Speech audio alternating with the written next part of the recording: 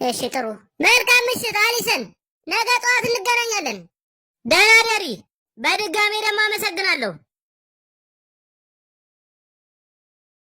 ይሄ በጣም አሪፍ ነው። በጣም ደስ ይላል።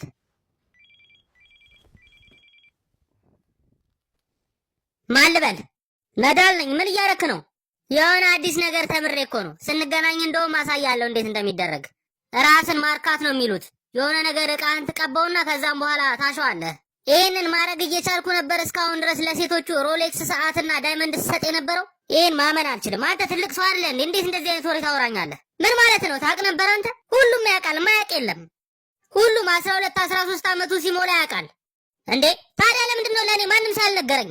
ምክንያቱም ማን ነው ደግሞ የሚነግርህ? ሰውን ሁሉ ገለህ ጨርሰሃል።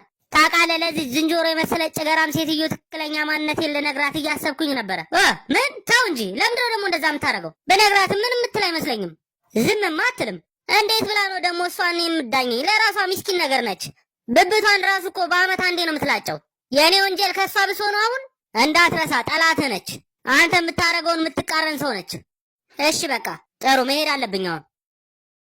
እየታዘብኩህ ነው ግን ታውቃለህ፣ አንዳንድ የምትናገራቸው ንግግሮች ይጎዳሉ። ለማንኛውም ልዘጋው ነው። ቆይ እንጂ ይህን እድል ተጠቅሜማ እኔ ነኝ መጀመሪያ መዝጋት ያለብኝ አንተ ላይ። እኔ ዘግቼዋለሁ እኮ ሲጀመር። በድምፅ ነው እንደዛ እያረክ ያለው። አልዘጋውም። እኔ ልዘጋው ነው። ክሊክ። ነዳል ዘጋው እንዴ? ነዳል እየሰማኝ ነው? አሸነፍኩ።